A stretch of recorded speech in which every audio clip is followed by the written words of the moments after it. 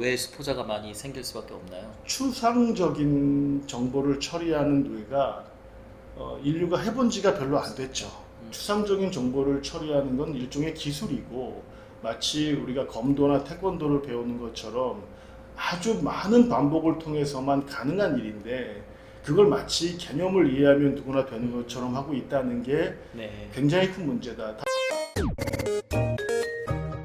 그 니타시아 아니라 뇌타시아라는 그 뇌과학 책을 제가 네. 오래전에 쓴 적이 있는데, 네.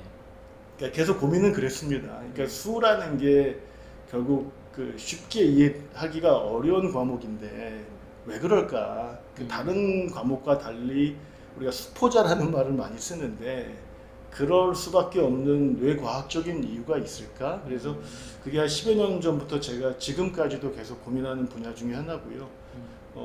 결론을 짧게 왜 뇌를 보면 왜 수포자가 많이 생길 수밖에 없나요? 추상적인 정보를 처리하는 뇌가 인류가 해본 지가 별로 안 됐죠. 그게 억지로 지금 시키고 있긴 하지만 인류가 기본적으로 한 10만 년, 유발 하라리 교수에 의하면 한 3, 4만 년 정도부터 어떤 숫자와 문자 그리고 언어 이런 체계를 발달해 왔다고 생각했을 때 그거의 타겟은 대부분 구체적인 것이었지 네. 아주 추상적인 것에 대한 정보 처리는 사실은 인류가 해본 적이 없습니다. 그래서 사실은 지금부터 한 1000년, 만년쯤 지나면 아마 수학을 못하는 사람은 없을 거예요. 이제 인류가 그런 연습이 되면 뇌가 자연스럽게 그쪽 방향으로 진화할 거고, 근데 지금은 그 진화 초기에 지금 이제 추상적인 정보를 처리하는 단계에 있어서는 진화 초기라고 보고, 그렇다면 인위적으로 이거 훈련시킬 수밖에 없는데 네. 어떻게 훈련시켜야 되는지에 대한 거를 그 책에 좀 담았습니다. 네. 네. 기술, 그러니까 우리가 수학을 개념이라고 생각하잖아요. 그래서 예. 개념이 중요하다. 근데 언어 철학자 비트겐슈타인이 이렇게 얘기했죠. 개념은 모호한 개념이다. 결국은 사실 선생도 학생도 서로 그 개념이 과연 무엇이고 어디까지가 개념인지를 모르는데 네. 개념이 중요하다?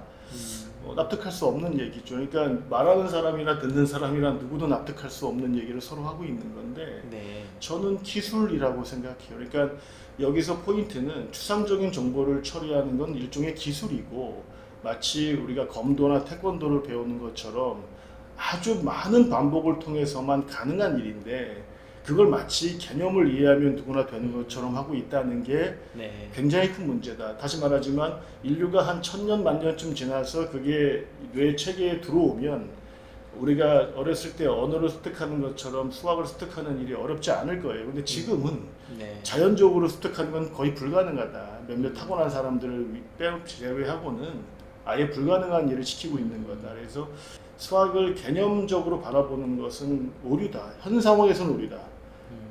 기술적으로 바라봐야 되고 우리가 뭔가를 하는 거와 잘하는 게 완전히 다른 개념인 것처럼 그 어떤 개념을 능숙하게 다루는 게 중요한 거지. 개념 하나를 던져주고 이제 이해됐지? 끝. 그래서 아이들이 많이 수포자가 만들어지는 게 아닐까. 조만간 AI가 어마어마하게 사회에 영향을 미칠 거고 결국 AI를 만든다는 건 그 언어가 수학이니까 그러면 그 유발 하라리 교수가 미래 문명에 대해서 걱정한 거에 거의 대부분은 결국은 수학과 관련된 것이다 라고 생각이 들었고 미래 인류는 결국은 수학을 잘 다루는 사람들을 위주로 흘러갈 거다라는 생각을 해서 우리나라 초중고 학생들이 그 인류가 수를 어떻게 깨닫고 만들어 왔는지에 대한 역사입니다. 그러니까 뭐 연산 이런 게 아니고 네.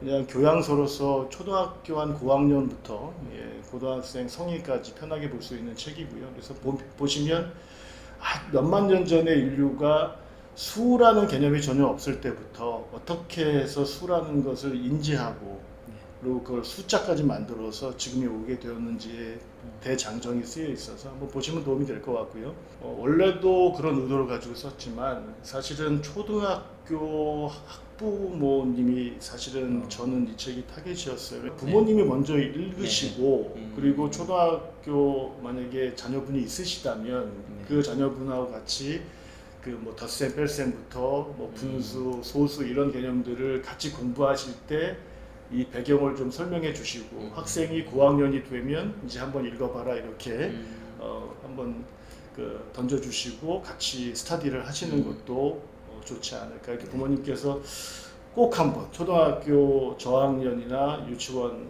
뭐 요런 자녀를 두고 계신 부모님께서는 꼭 한번 읽어보시면 좋겠습니다. 네, 뭐 저희 채널의 주 구독자, 그러니까 주로 보시는 분들이 사실은 40, 50대 여성분들이 제일 많으세요. 한 70% 정도가 되는데 그러시군요. 대부분 아마 그 해당하는 아. 층일 것 같아서 도움이 좀 되실 것 같고, 사실 저도 아이가 초등학생인데 아직 다는 못 읽었지만 어느 정도 이렇게 읽으면서 네. 인상적이었던 부분들이 많았던 것 같습니다.